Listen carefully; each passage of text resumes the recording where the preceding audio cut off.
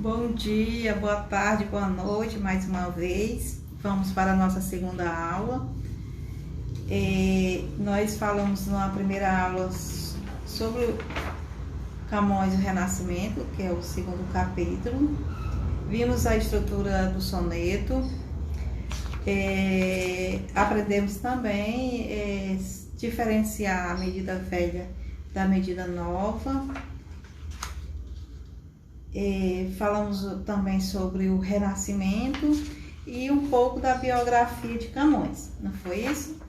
E que ficou para a próxima aula, que é esta agora nesse momento, para a gente falar sobre a época camoniana, Os Lusíadas, que é a obra que eu estava falando desde o início da aula anterior, que é uma obra mais importante da literatura portuguesa.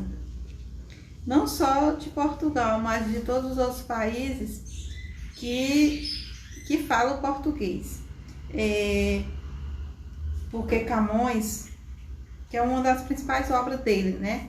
Essa obra, ela exalta o povo português, por isso que ela é tão importante para a literatura de Portugal.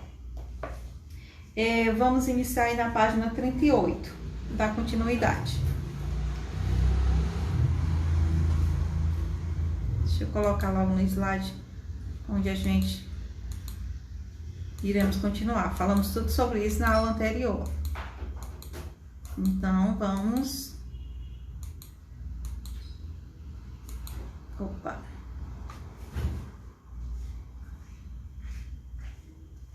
Isso. Vamos continuar daqui da página 38 e 39, que eu coloquei no slide, porque essas informações que eu coloquei nesse slide aqui, eu já peguei informação de 2 páginas, por isso que eu coloquei aqui 38 e 39. Mas, por enquanto, vamos observar a página 38. A época camoniana, os Lusíadas. Os Lusíadas uma narrativa, epopeia, é um poema mais extenso que já foi escrito. Ele foi escrito por Camões, por isso que a época camoniana, que é os Lusíadas, ela contém 8.816 versos, que eu falei na aula anterior que era mais de 8.000, porque eu lembrar que é 8.800, mas não tinha certeza se era 16. Então, ela foi escrita em 8.816 versos. Daí já dá para se tirar aquela bem extensa. Ela contém 1.102 estrofes, e as rimas, ela sempre vai seguir uma rima A, B, A, B, A, B, C, C, sempre nessa sequência. E é isso que eu já falei, que ela exalta o povo português, não é isso? Então, vamos ver bem na página 38 o que o livro trouxe. As primeiras décadas do século XVI foram o tempo mais brilhante da história literária de Portugal. Camões escreveu o grande poema épico que celebra esse período, Os Lusíadas, uma das principais obras literárias do Renascimento europeu. Não deixa de ser irônico que a obra, destinada a imortalizar os feitos do povo português e a exaltar a maior glória da nação, tenha sido publicada em 1572, 8 anos antes de Camões falecer. Apenas 8 anos antes de Portugal perder sua independência. Também 8 anos antes também conta, né, que Camões faleceu em 1580. Então, 8 anos antes dele falecer. E também apenas 8 anos antes de Portugal perder sua independência, passando ao domínio espanhol.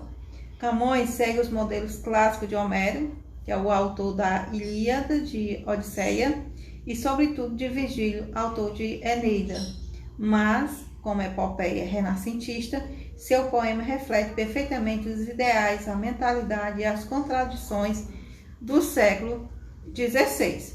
Aí, aqui do lado, nós temos a definição de que é a epopeia, que é um poema narrativo de estrutura clássica, que exalta as ações, os feitos memoráveis, grandiosos de um herói em prol de interesse nacional. E que heróis são esses? E que é interesse nacional de quem? Dos povos portugueses, né? Nós temos, no finalzinho da parte 38, as características formais da obra, que eu já até citei anteriormente. As características formais, que eu até também coloquei aqui nos slides. Nós temos a métrica, versos decassílabos heróicos. Com quantos versos foi escrito? Com 8.816 versos. Então, já dá para perceber que é bem extenso mesmo. E os versos decassílabos heróicos, que são aqueles que tem na sexta e a 10ª sílaba poética, não é isso? A estrofação, estrofes em 8ª rima, 8 versos. Que quantas estrofes foi escrita? Ela é escrita em quantas estrofes? Existem quantas estrofes nesta obra? Nessa obra que é Os Lusíadas? 1.102 estrofes. E temos a rima, que segue sempre o esquema AB, AB, AB, C, C. Sempre esse esquema de rima que ele segue. E os cantos, o poema divide-se em 10 cantos de extensão irregular. Então, isso é a estrutura, a característica formais da obra Os Lusíadas. Nós temos a metrificação, que é 8.816 versos, sendo todos os versos decassílabos heróicos. A estrofação, estrofe em 8ª rima, que é 8 versos, escrito em 1.102 estrofes. Nós temos o esquema de rima, como eu já falei, AB, AB, AB, C, C, sempre nesse esquema. E os cantos, dividir tudo isso em 10 cantos de extensão irregular. E isso é as características formais da obra Os Lusíadas. Na página 39, nós temos as características temáticas. Que características temáticas são essas? É o assunto, o núcleo de navegação e o herói. O assunto, a história de Portugal e os grandes feitos do povo. Então, do que essa obra fala? Esses 1.816 versos vai falar sobre o quê? Sobre a história de Portugal e os grandes feitos de seu povo, os portugueses. Então, ele vai falar sobre os feitos da nação de Portugal, do povo de Portugal. O núcleo de narração, a viagem empreendida em 1497 por Vasco da Gama, descobrindo o caminho marítimo para as Índias. Ou seja, o núcleo de navegação é onde o Vasco da Gama ele vai a uma viagem, né, a descoberta, o caminho da descoberta para as Índias. Então, isso também é o núcleo de navegação, onde passa o navio, a tripulação, tudo isso, em que eles vão fazer essa navegação a chegar na Índia. Esse é o núcleo da navegação. Herói. Diferentemente dos seus clássicos, os Lusíadas celebram um herói coletivo. Vasco da Gama é o símbolo e o porta-voz do verdadeiro herói do poema, o povo português. Porque o verdadeiro herói é o povo português, mas Vasco da Gama, ele é o porta-voz do verdadeiro herói, o verdadeiro herói realmente dessa obra, desse poema, dessa epopeia, é o povo português, mas Vasco da Gama é o porta-voz deste herói do poema. Certo? Deu para entender? Primeiramente, a gente viu um pouquinho falando sobre ele, vimos as características formais. Aqui nós temos já as características temáticas, que é o assunto, o núcleo de navegação e o herói. Características estruturais. Na página 39, características estruturais. O poema, como seus modelos clássicos, descobre-se em 3 partes. Então, essa epopeia, esse poema, ele vai estar dividido em 3 partes. Que 3 partes são essas? a introdução, que na introdução nós temos a proposição, nós temos a invocação, nós temos a dedicatória, nós temos a narração e temos o epílogo, certo? Então, estão divididos em 3 partes: introdução, narração e epílogo. Introdução inicia das estrofes primeira até a 8ª do primeiro canto, não são divididas em 10 cantos. Então, a introdução vai do primeiro ao 8º do primeiro canto, a 8ª estrofe do primeiro canto. Então, tem o primeiro canto, a obra todinha, escrita em 8.816 versos, ela é dividida em 10 cantos. E a introdução vai da primeira a 18ª estrofe, sendo do primeiro canto. A introdução subdivide-se em 3 partes. Então, a introdução se divide nessas 3 partes, que é a proposição, a invocação e a dedicatória. A proposição, estrofe de primeiro a 3ª, o poeta anuncia o tema de seu canto épico, os grandes feitos dos heróis portugueses.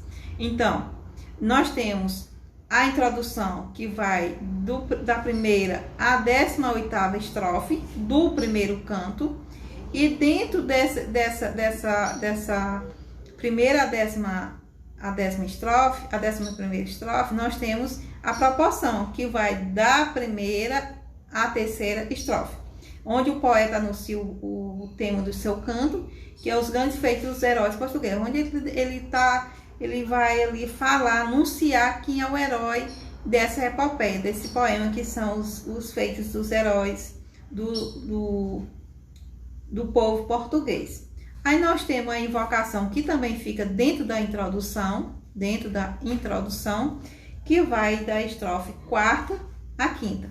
Então, e mais uma vez, a introdução vai da primeira a 18ª estrofe do primeiro canto. A proporção vai da primeira à 3ª estrofe. A invocação vai da 4ª, após terminou que a proporção, inicia a invocação, que vai ser a 4ª e a 5ª estrofe, onde ele vai, se a invocação, os épicos gregos e latinos pediu inspiração às musas. Camões invoca as tágides, ninchas do Tejo. O termo tágide foi criado pelo humanista André de Rezende em 1500 a 1573. Então, aqui eu tenho a introdução, que é da primeira estrofe à 18ª. A proporção vai da primeira à 3ª. Aí terminou a proporção, inicia a invocação, aqui é na 4ª e a 5ª estrofe. Após isso, nós temos a dedicatória. A dedicatória, que terminou bem que a invocação, inicia a dedicatória da 6ª à 8ª. Por quê? Por que até a 18ª? Por que até a 18ª? Porque finalizou bem que já a introdução, certo? Não foi da primeira à 18ª? Então, bem que a dedicatória inicia da 6ª à 18ª estrofes. Isso do primeiro canto, certo, gente? Isso é a introdução da obra Os Lusíadas. A introdução inicia da primeira estrofe até a 18ª. Logo após, nós temos a proporção, que vai da primeira à 3ª estrofe. A invocação vai da 4ª à 5ª estrofe. E a dedicatória vai da 6ª à 18ª estrofe. Isso dentro do primeiro canto. Logo isso, nós temos a narração, que é a primeira, a segunda parte da obra, vem a narração. A narração da estrofe 19 terminou bem aqui na 18ª, não é isso? A introdução inicia aqui a narração na 18ª estrofe do canto primeiro. A 144 do canto 10. Camões segue o preceito clássico, iniciando a narração in medias, expressão latina que significa no meio dos acontecimentos. Na estrofe 19 do canto 1, os navegantes já estão no Oceano Índio, próximo a Moçambique. Os deuses renunciam-se em concílio no Olimpo, e apesar da oposição de barco, aprova a viagem de Vasco da Gama, com os votos favoráveis de Júpiter, Vênus e Marte. Em Moçambique e no trajeto até Melinde, os portugueses sofrem várias traições dos mouros, todas inspiradas por Baco. Vênus, a deusa do amor, socorre seus protegidos. No final do canto 2, o rei de Melinde pede a Vasco da Gama que lhe conte a história de Portugal. Os cantos terceiro e quarto são dedicados a essa navegação. No canto quinto, ainda pela voz de Vasco da Gama, a primeira parte da viagem é relatada. Já o canto sexto narra, novamente pela voz épica, a viagem entre Melinde e Caluquite, repleta de incidentes provocados por Baco. Entre o canto sétimo e o início do nono, descreve-se a estadia na Índia, as navegações com as autoridades locais e as traições, sempre promovidas por Baco. Na viagem de regresso, exposta nos cantos nono e décimo, Vênus prepara um prêmio aos navegantes, a recepção por Tétis e pelas outras ninchas na ilha de Amores. Na estrofe 144 do canto 10, os navios chegam a Portugal. Então, nós temos aqui a divisão, que é a introdução, que é a primeira parte, vai da primeira à 18ª estrofes, não é isso? A narração, a gente vê que já vai do primeiro canto, que é da estrofe 19 do primeiro canto, a 144 do canto 10. E por último, nós temos o epílogo, que é das estrofes 144 a 158 do canto 10.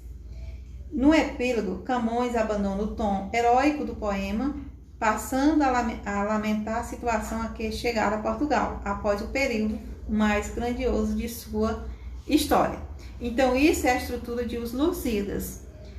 Se tiver algumas questões que eu acredito que tenha para ser respondida falando sobre essa estrutura de Os Lusíadas, vocês têm que saber que ela se divide em 3 partes, que a introdução se divide em proporção, invocação e dedicatória. A segunda parte é a narração, que é a parte mais longa, que é onde vai narrar a história em si. Aqui ele vai apenas apresentar. A introdução vai apresentar, fazer a proporção, invocação e dedicatória, saber de quem realmente são os heróis dessa epopeia. Então, a primeira parte, segunda parte, narração e, por último, o epílogo. Essa é a estrutura de Os Lusíadas.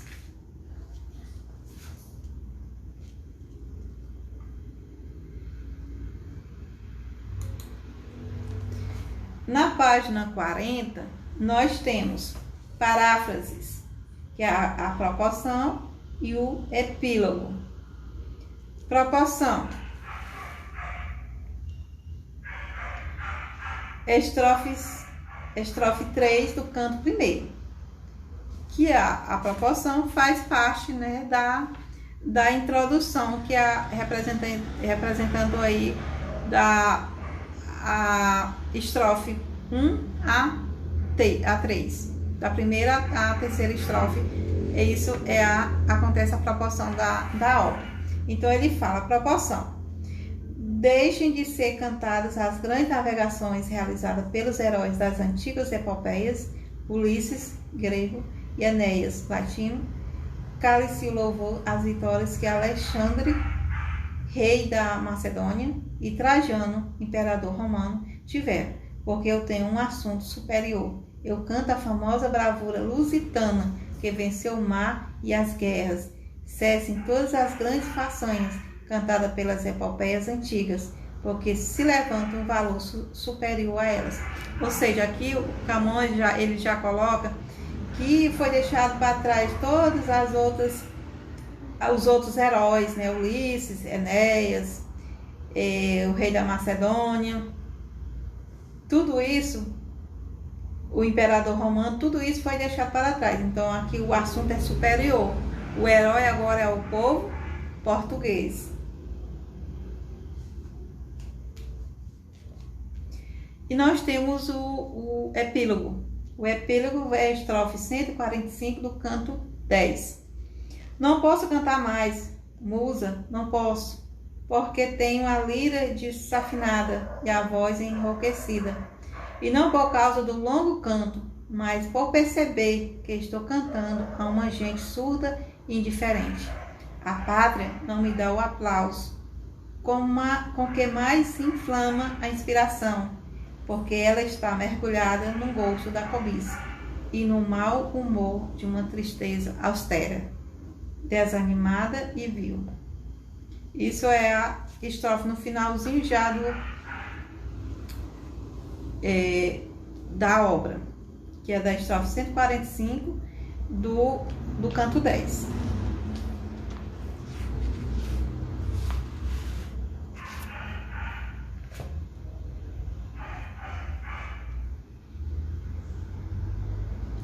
Aí nós temos os principais episódios. Os principais episódios temos aí na página 41. Ele diz assim: principais episódios. Ao longo do poema, alguns episódios se destacam, tanto por sua extensão como pelo tom lírico que Camões imprime à narrativa. Estes são alguns dos momentos mais belos de Os Lusíadas. Inês de Castro, no canto 3, conta a história da amante de Dom Pedro, rei português dos meados do século XIV, assassinado em 1355. A história dos amores de Pedro e Inês tornou-se tema recorrente na literatura portuguesa. Foi tratada por Fernão Lopes, Garcia de Rezende, Antônio Ferreira, Camões, entre outros.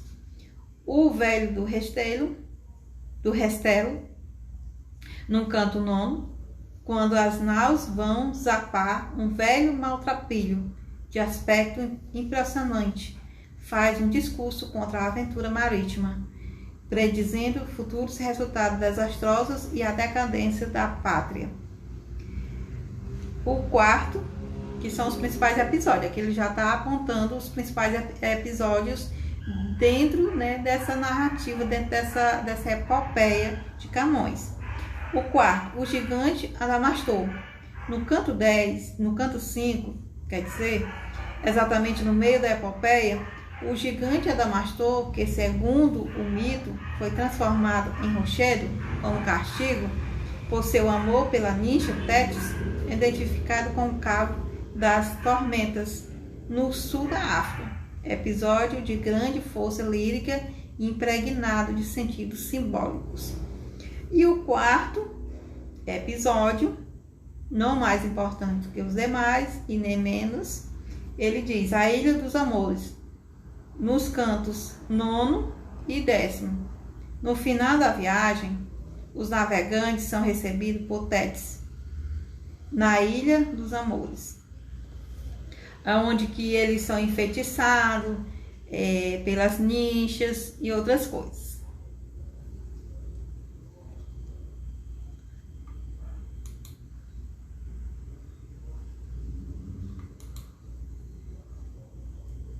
Então, gente, a gente viu aqui a questão, no início do capítulo, a gente vai ver o restinho da página 41 e a página 42, tá? Pra gente ver mais a questão da divisão que aqui ele traz aqui já cada canto, demonstrando lá, e só diz, antes ele só falou que ele é formado em 10 cantos, a obra em si. Mas aqui ele já traz cada detalhezinho que vem a formar os 10 cantos, certo?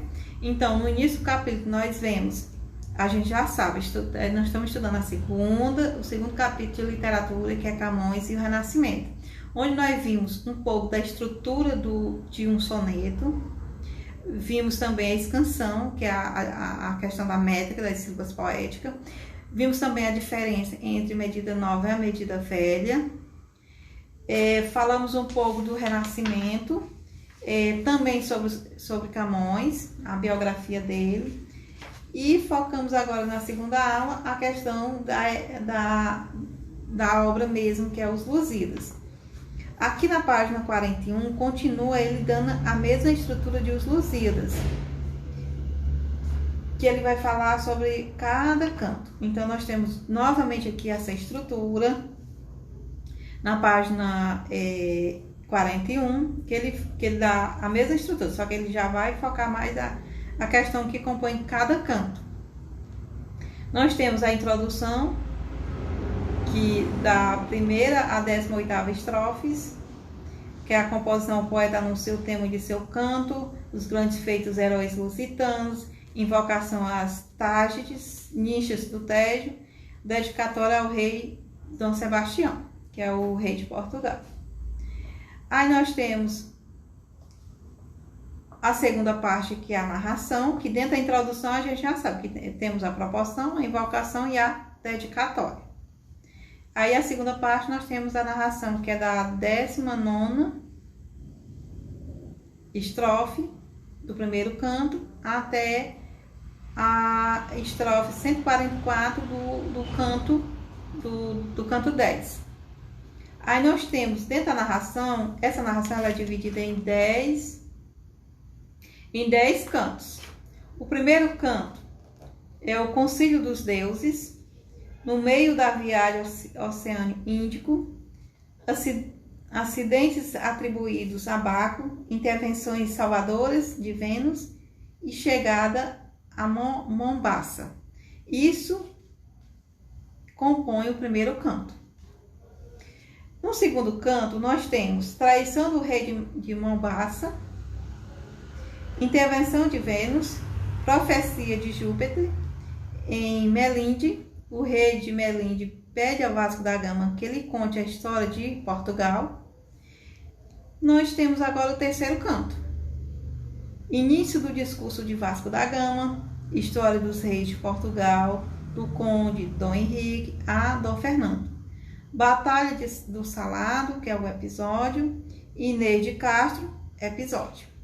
Aí nós temos o canto 4, que é a história dos reis de Portugal, de Dom João I a Dom Manuel, Batalha de Anjubarrota, episódio, Conquista de Celta, Sonho profético de Dom Manuel, Preparativo da viagem, Belém, O Velho do Restelo, que é o episódio, que nós até vimos anteriormente aí os principais episódios. Aí na próxima página, na página 42, nós temos o canto 5, que é a partida de Lisboa, incidente da viagem, costa ocidental da África, Cabo das Tormentas, o gigante Adamastor, episódio em Melinde. Nós temos o canto 6, a partida de Melinde, segundo Concílio dos Deuses, história a bordo, os 12 de Inglaterra, episódio, tempestade marítima. O canto 7º, chegada a Calicut, descrição da Índia, visita do Catual. E o canto 8, nós temos o diálogo entre o Catual e Paulo da Gama, as bandeiras. O barco instiga os indianos contra os portugueses, prisão de Vasco da Gama, resgate.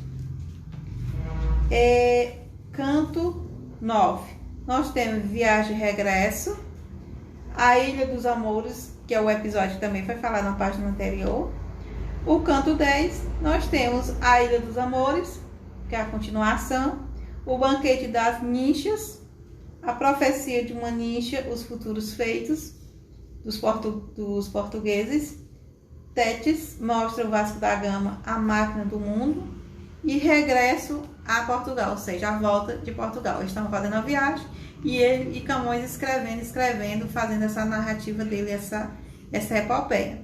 E agora, no finalzinho do canto 10, ele já começa a escrever sobre a questão do regresso a Portugal. E nós temos a terceira parte, que é o epílogo, que é o final do canto 10. Lamentações, exortações do poeta. Então, gente, isso é a obra Os Lusíadas, onde esta obra ele exaltava os feitos do povo português, certo? E quando vocês ouvirem Os Lusíadas, eu vou lembrar que o autor, o escritor da obra Os Lusíadas é Camões. E ela está dentro da época do Renascimento, faz parte, uma das principais obras da escola literária Renascimento.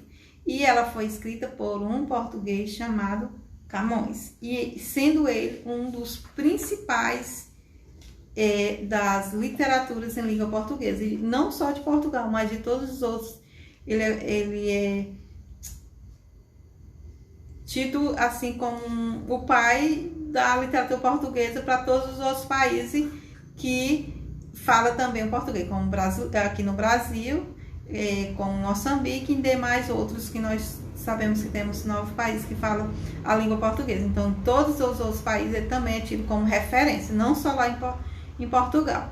Então, gente, espero que tenha ficado entendido. Desculpe também, pedir desculpa para vocês os latidos dos cachorros, das cachorras daqui, porque vocês sabem que não tem como evitar, né? Passar alguém aqui na rua, as cachorras já estão latindo. Eu pedi desculpa para vocês, mas infelizmente a gente não tem como evitar. E eu pedi para vocês também outra coisa, vamos fazer as atividades, enviar para os professores de vocês.